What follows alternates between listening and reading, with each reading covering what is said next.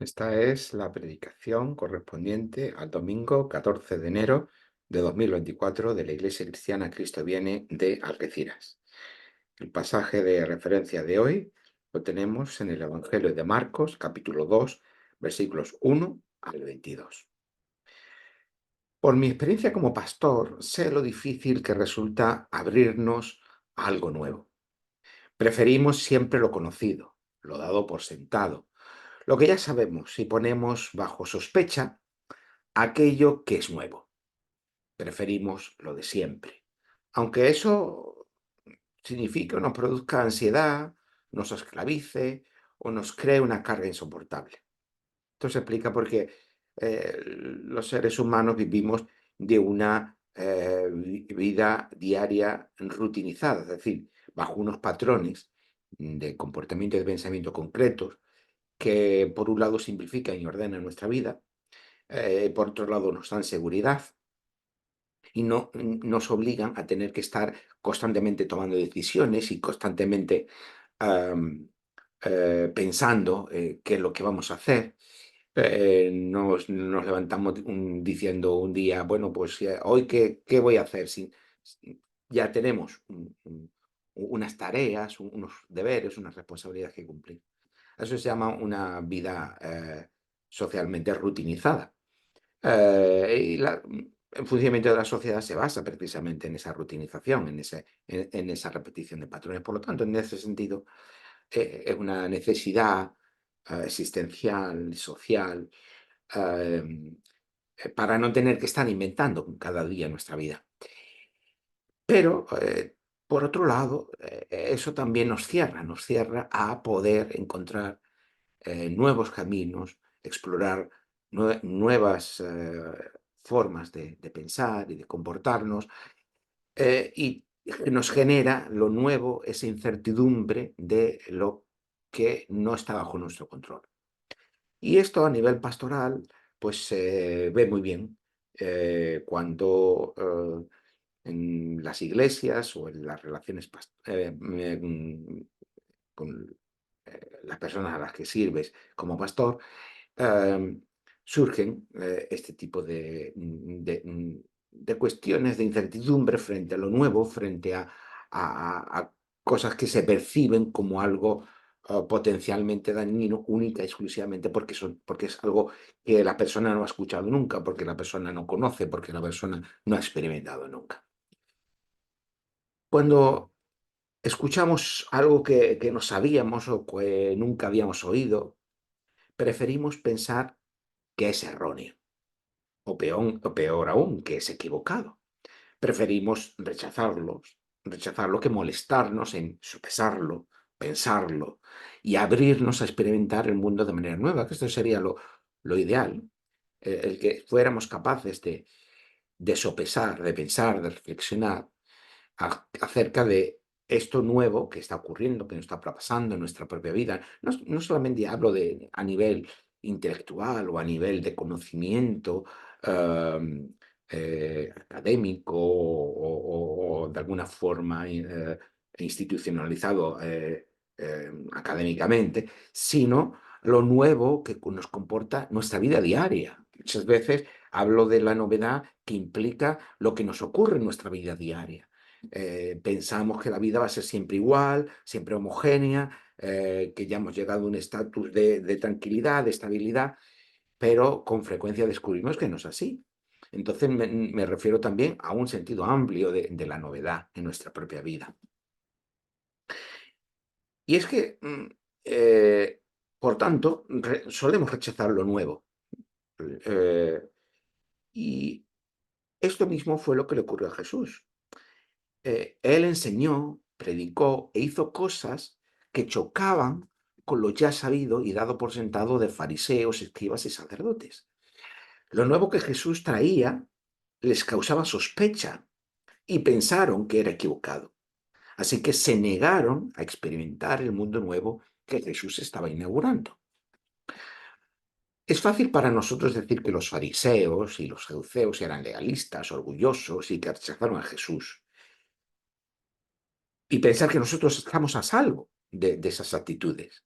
Pero la realidad es que nuestra manera de conducirnos por el mundo se parece más a la de ellos que a la de Jesús.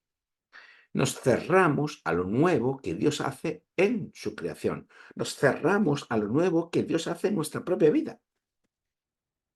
Pensamos que lo nuevo solamente es para los niños o para los muy jóvenes que todavía están empezando, pero yo ya que tengo una cierta edad, bueno, yo ya no tengo nada nuevo que aprender, no tengo nada nuevo que experimentar.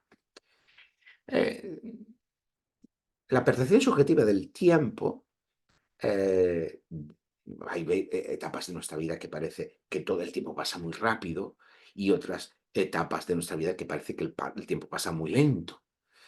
Está en función de cómo experimentamos la realidad.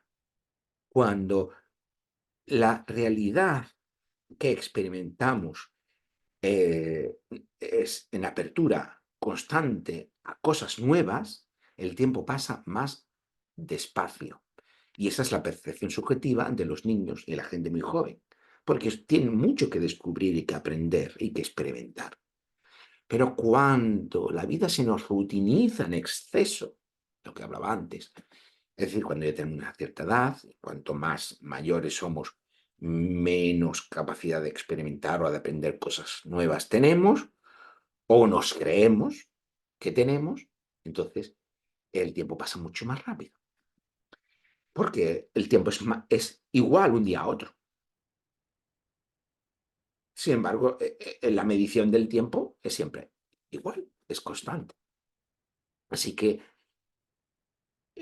el- lo que quiero decir es que cómo vivimos nuestra vida diaria va a depender de qué capacidad de abrirnos a lo nuevo que el Señor trae a nuestra vida, que el Señor es capaz de producir en nuestra vida.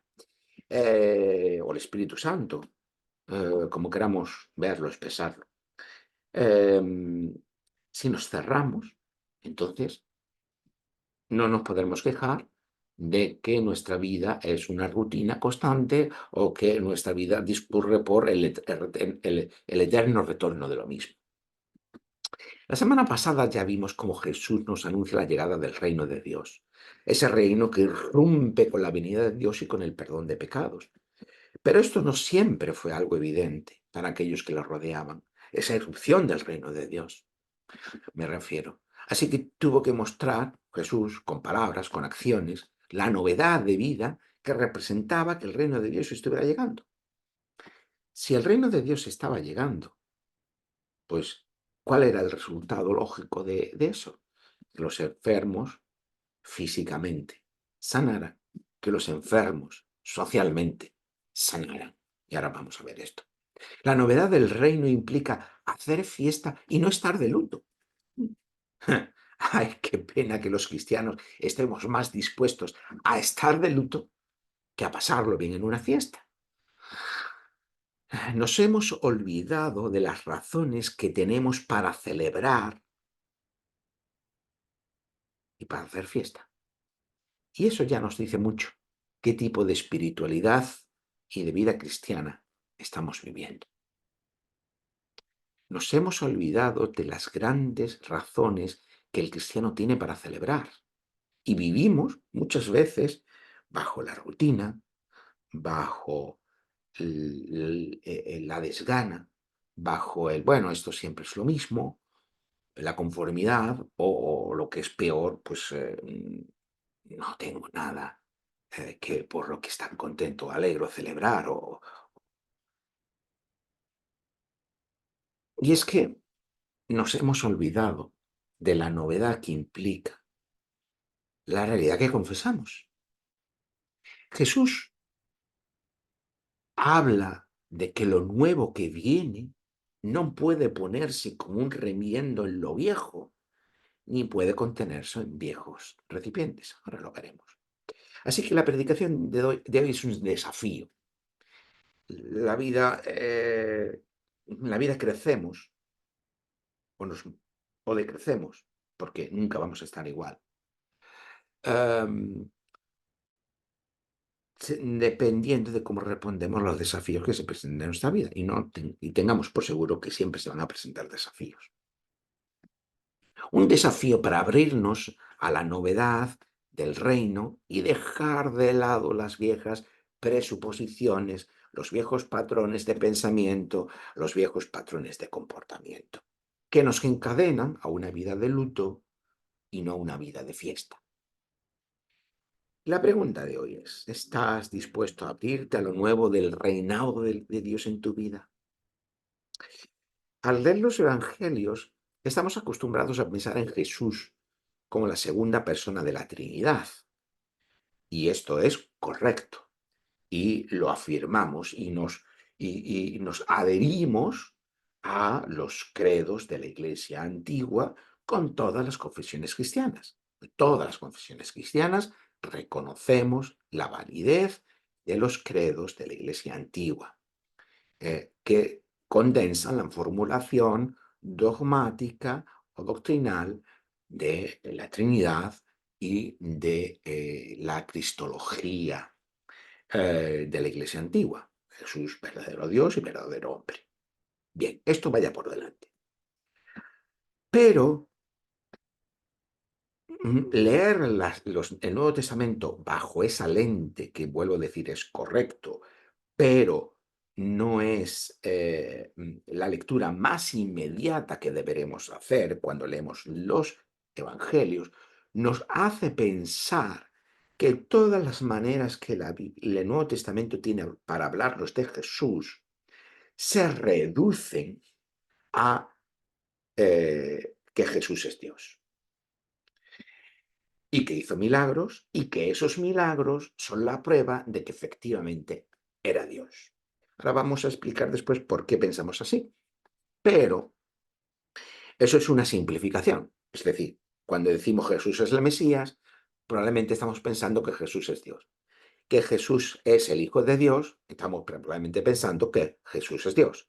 Que Jesús es la palabra de Dios, estamos pensando que Jesús es Dios.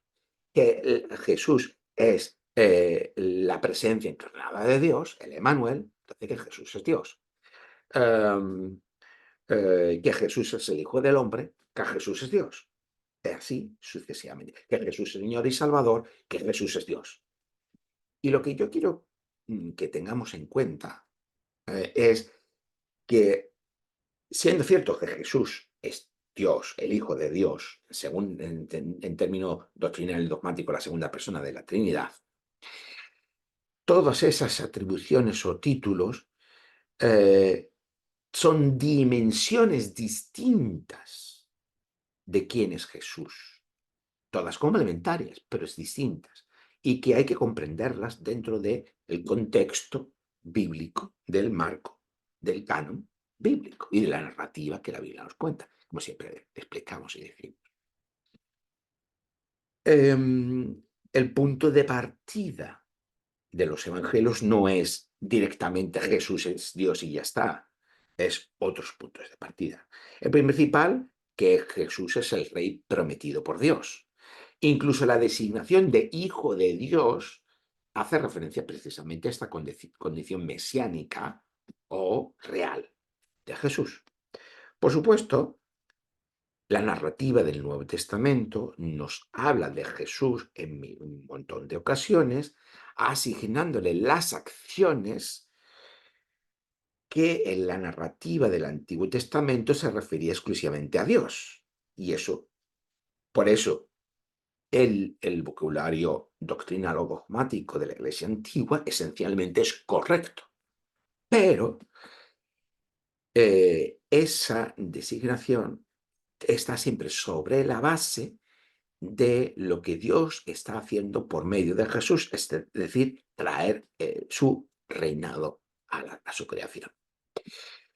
Por eso, cuando Jesús se atreve a decirle al paralítico que sus pecados son perdonados, los escribas, que eran los que estudiaban la ley y que la conocían muy bien, se escandalizan. ¿Por qué? Porque están pensando, es que solo Dios puede perdonar pecados. Como leemos en este capítulo número 2, versículos 5 y 7 de Marcos. Claro, cuando el Evangelio nos está presentando a Jesús perdonando pecados, nos está presentando como aquel que tiene autoridad como Dios mismo. Por lo tanto, volvemos otra vez a decir, las confesiones, los credos de la Iglesia antigua son correctos desde un punto de vista bíblico, porque tenemos esta condición divina de Jesús. Pero lo hace en su condición de rey ungido por Dios, de Mesías, de siervo que representa a Israel fiel, aquel siervo del que nos habla Isaías, y, como vamos hoy a ver, en su condición de hijo del hombre, que la designación que Jesús se atribuye a sí mismo en los evangelios. Ahora bien, se ha hablado mucho sobre esta expresión de hijo de hombre, lo que significa. Por un lado, en un sentido corriente, de día a día, esa expresión hijo de hombre equivalía a ser humano, o a hombre simplemente, en el uso corriente de su contexto cultural original. Pero entendido y leído bajo la narrativa bíblica, también alude de lo que habla el libro de Daniel, capítulo 7, versículos 13 y 14, que dice lo siguiente. Daniel 7, 13, 14. Después, mientras contemplaba la visión nocturna, dice Daniel, vi venir sobre las nubes del cielo a alguien que parecía un hijo de hombre o que parecía un ser humano. Cuando llegó junto al anciano, esta representación de Dios como el anciano, en otras versiones anciano de días, ¿verdad? Simplemente junto al anciano, lo presentaron ante él y le fueron concedidos poder, honor y reino. Le rindieron homenaje gentes de todos los pueblos, naciones y lenguas, y su poder es eterno, nunca sucumbirá, su reino no será destruido. Por lo tanto, esta autodesignación de Jesús como hijo de hombre, y los evangelios atribuyendo a Jesús esta designación de hijo de hombre, lo que significa es que esta persona, este hombre que llega a la presencia de Dios, es un acto de reivindicación como rey, con las funciones propias de un rey, poder, honor, de reino. Y como todos los pueblos se prestan fidelidad y lealtad a este rey. Y su reinado durará por siempre. Claro, esto encaja muy bien con lo que el Evangelio de Marcos y todos los evangelios nos están hablando sobre Jesús, que ese es el rey ungido por Dios que está trayendo su reinado. Sí que la condición de hijo del hombre de Jesús tiene que ver con su condición de rey, que no llama la atención sobre sí mismo, sino sobre el reinado que ejerce en su representación de Israel como conjunto, como pueblo de Dios. Ese reinado irrumpe mediante una serie de signos, de señales que muestran lo que implica que ese reinado de Dios está empezando a llegar. Estamos acostumbrados a pensar, ya lo dije antes, a Jesús como Dios, y vemos que en la escritura eso es cierto, pero es una visión mucho más rica de que una consideración solo metafísica de Dios. Esto los estudiantes de teología más o menos sabrán a qué me refiero. Pues como digo, Jesús es Dios que hace milagros. Así estamos acostumbrados a pensar en Jesús desde por lo menos el siglo XVIII. Pero lo que entendemos por milagro es un concepto que nos viene del siglo XVIII, del mundo de la Ilustración, cuando los filósofos allí, los filósofos escépticos sobre todo, querían desacreditar la condición divina de Jesús. Y ellos, aquel mundo de distinción entre lo natural y lo sobrenatural de la Edad Media, lo separan, lo natural de lo sobrenatural, como en dos esferas no solamente distintas, sino separadas, distantes, lejanas, en la que comprenden el mundo. Lo sobrenatural está lejos, alejado, natural, Dios está allí recluido en lo sobrenatural, y el mundo natural se rige por sus propias leyes, sobre las que Dios no interviene porque el mundo está encapsulado sobre sí mismo y por lo tanto Dios no tiene nada que decir sobre el mundo natural. Esa separación de lo natural y sobrenatural nos llega hasta nosotros, ¿no? Configura nuestra forma de pensar como si fuera una forma natural, pero en realidad no lo es simplemente una forma cultural de ver el mundo como tantas otras. Por eso cuando ellos querían negar que Jesús fuera Dios, era negar los milagros entendidos como la intervención de aquel Dios distante en un mundo natural regido por sus propias leyes. Y por tanto, esas intromisiones de aquel Dios distante en ese mundo mecanizado, regido por sus propias leyes, pues era una intromisión inaceptable de ese orden natural. Por lo tanto, los milagros no pueden existir, por lo tanto, Jesús no puede hacer milagros, por lo tanto, Jesús no es Dios. Esta era un poco la argumentación de allí en el siglo XVIII. Los cristianos de la época quisieron contrarrestar esa forma de pensar y afirmaron, le dieron la vuelta a aquello que los filósofos escépticos negaban, que Jesús sí era Dios, porque Jesús sí hacía milagros.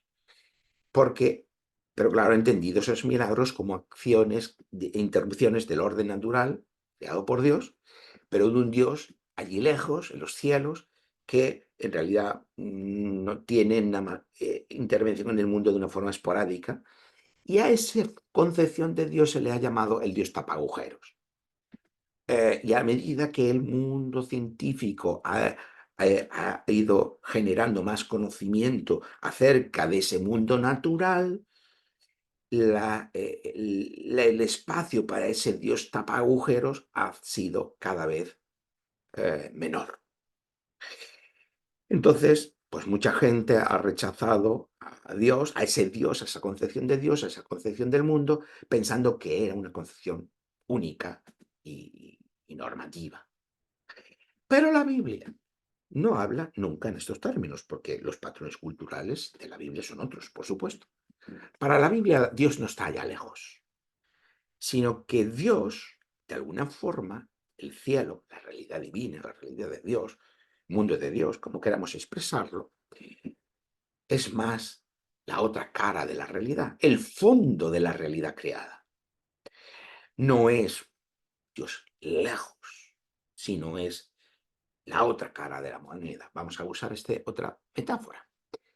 Dios y su realidad es capaz de actuar sobre su creación. Dios crea, pero no se desentiende de su creación. Sigue actuando en su propia creación. No hay división y mucho menos separación entre lo natural y lo sobrenatural. No existen estas categorías de pensamiento en el mundo de la Biblia. Todo es creación de Dios y Dios actúa en ella para cumplir sus propósitos. Esto es lo que nos dice la Escritura. Sí hay una distinción entre Dios y el mundo, pero Dios no se desentiende del mundo. Esta es la idea fundamental. Sí, que las acciones de Jesús no son milagros en el sentido ilustrado del término, sino son señales que nos están indicando lo que implica que el reinado de Dios está irrumpiendo en su creación y que Dios se está convirtiendo en rey por medio de Jesús, el rey ungido de Dios. Así que Jesús sane, que Jesús sane o que Jesús sana, lo que significa es que el reino de Dios está llegando. No hablan de Jesús, también por supuesto de una forma indirecta, pero no están llamando la atención sobre Jesús mismo, sino sobre la realidad que está trayendo, sus acciones y sus palabras, que es el reino de Dios. Esta es la forma adecuada de leer lo que ocurre en el Nuevo Testamento si queremos llegar a entenderlo en sus propios términos. Otro tanto nos pasa con el concepto de pecado, que hemos llegado a convertir en solo violaciones individuales de una ley moral. Eh, ya hemos hablado muchas veces sobre el significado del pecado en la Biblia y no hay probablemente una única dimensión, pero por supuesto no tiene ese concepto reduccionista moderno. Cuando la Biblia habla de pecado es más de un poder que se hace presente en el mundo, que solo violaciones de una ley moral. Ese poder nos esclaviza, se asocia con el mal, coloniza las instituciones sociales, produce males en el mundo de diferente tipo, como las enfermedades. Ahora bien, por un lado, tenemos que tener una cierta precaución con los patrones culturales. Igual hemos dicho los patrones culturales del siglo XVIII, pero también tenemos los patrones culturales del mundo de la Biblia. Y más que quedarnos ahí en eso siempre tenemos que apuntar y decodificar el sentido que emerge de esos patrones culturales. Quiero decir con eso que no podemos hacer un literalismo de esos patrones, sino que tenemos que entender el significado que nos transmite. Así que no podemos pensar, bajo nuestra concepción científica del mundo, que enfermamos porque haya pecado. Incluso esa concepción ya está cuestionada por la propia Biblia, como ya hemos explicado en otras ocasiones. Em, Jesús mismo lo hace en este pasaje, cuando se escandalizan los escribas, los fariseos, de que esté perdonando pecados, que le diga tu fe te ha salvado. Interesante todo esto, no podremos entrar en ello. Como manera de decir, está sano, y cuando se escandalizan porque está perdonando pecados, dice, bueno, pues si escandalizas de que perdone pecados, ¿qué es más fácil? Pues decirle, levántate y anda, toma la camilla y ponte a andar. De alguna forma también es equipararlo con un acto de sanidad. Eh, por lo tanto, la sanidad, el perdón de pecados, la enfermedad, todo eso son dimensiones solapadas en el mundo de la Biblia. Ahora, no podemos nosotros decir que pues yo porque tengo una enfermedad es porque tengo un pecado que no he confesado y este tipo de cosas. No, no. Eso son cuestiones completamente desenfocadas. Porque, como decía antes, lo que importa es entender el significado que estos patrones culturales nos están transmitiendo más que quedarnos en su literalidad.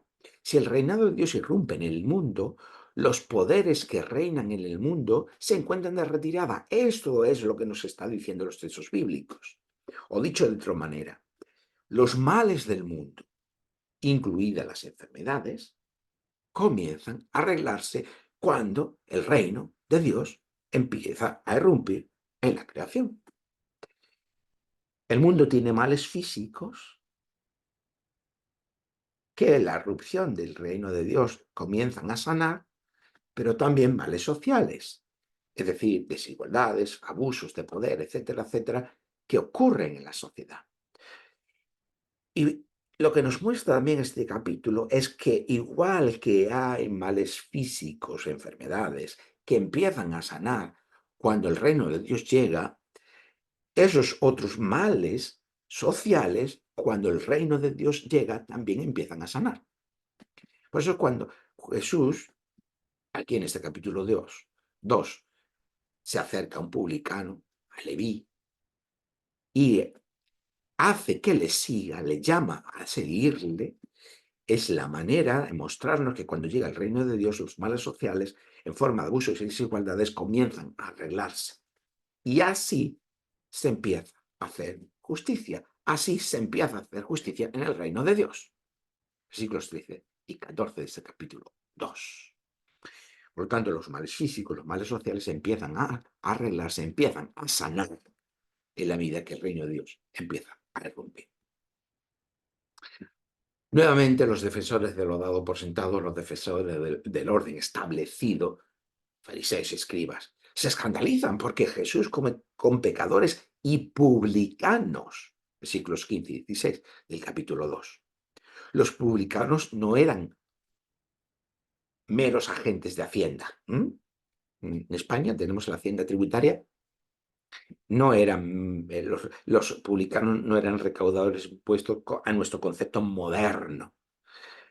Publicanos eran personas que estaban, eh, em, eh, que trabajaban, vamos a decirlo así, que formaban, mejor dicho, parte de la estructura del imperio, la estructura administrativa de poder política del imperio.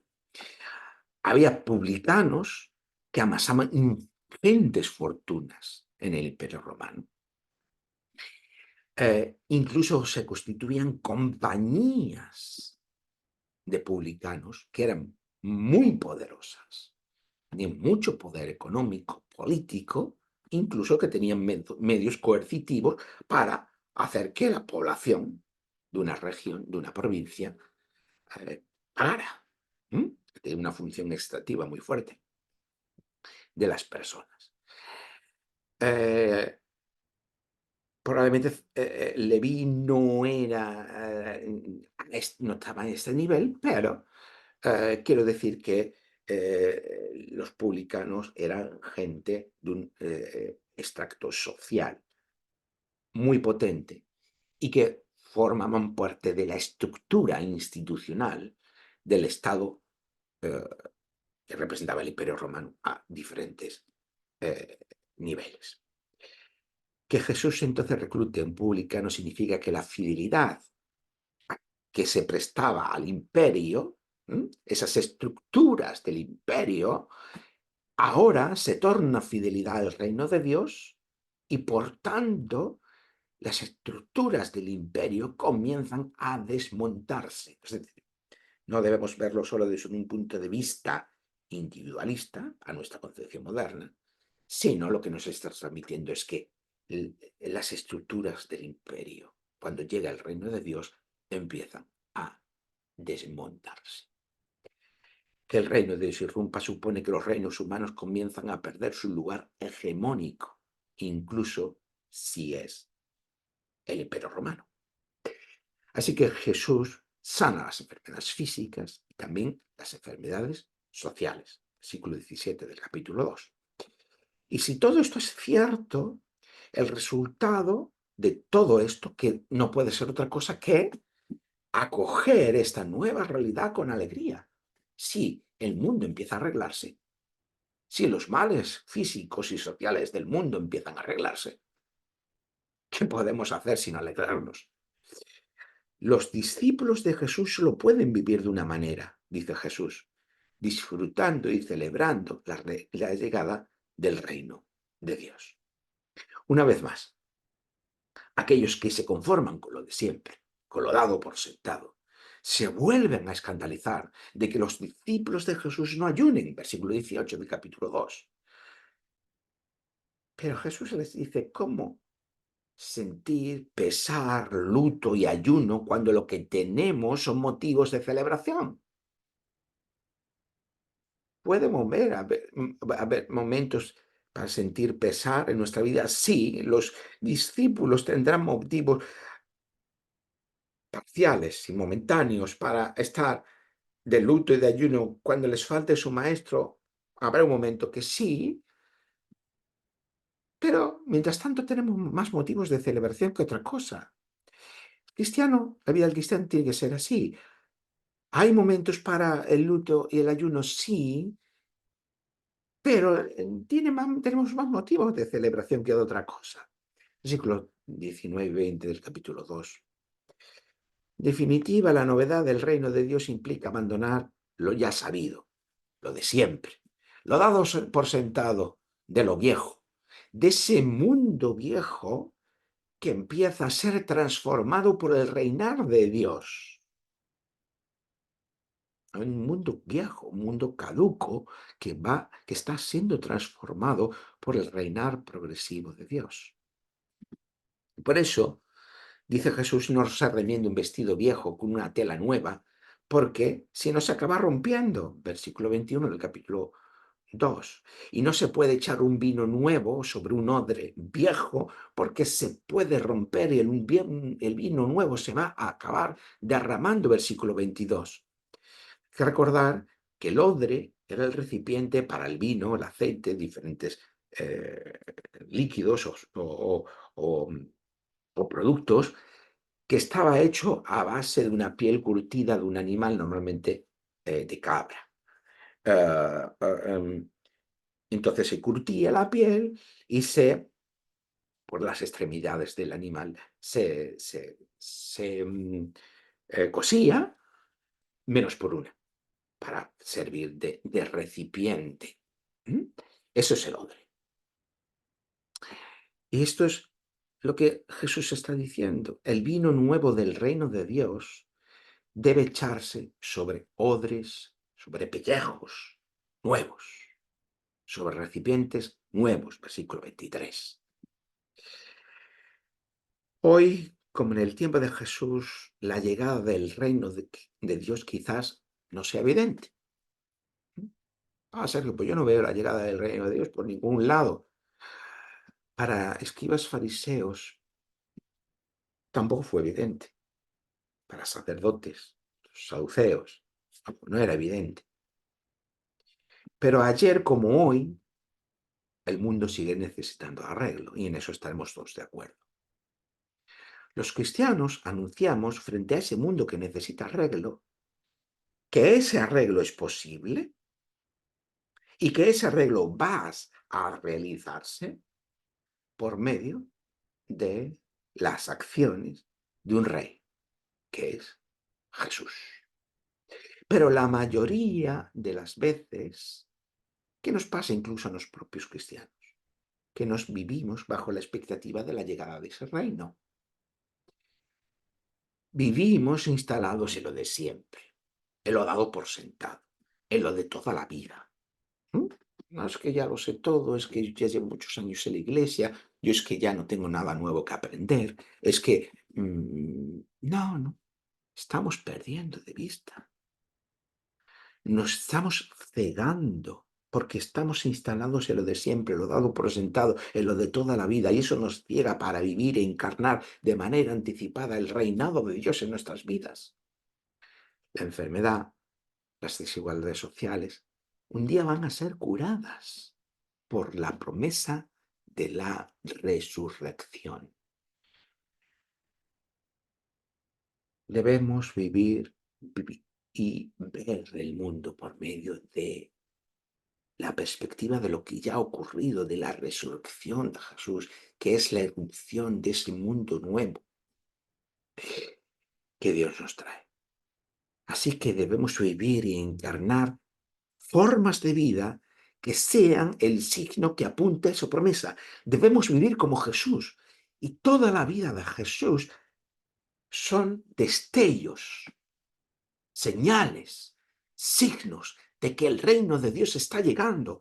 La vida de la iglesia y la vida de los cristianos debería ser y así también signos, destellos, a veces fugaces, pero destellos al fin y al cabo de que el nuevo mundo de Dios está irrumpiendo hasta que Él lo consume, porque no lo traemos nosotros, pero sí, de alguna forma apuntamos a Él, o debería ser nuestra vida así, aunque desgraciadamente en muchas ocasiones eso no se puede decir a ciencia cierta de nosotros. La vida cristiana no es para vivirla desde el luto y el ayuno, sino desde la celebración por la llegada del reino, aún en medio de los dolores presentes. No nos conformemos con los vestidos y los pellejos viejos. ¿Mm? No somos un pellejo viejo, sino un pellejo nuevo. Permitidme la analogía, que por otra parte es la del Evangelio. Somos un pellejo nuevo para contener el vino nuevo del reino de Dios. No en vano, nosotros somos portadores del Espíritu Santo. Por tanto, no somos un pellejo viejo que pueda romperse para que ese vino nuevo del reino se derrame.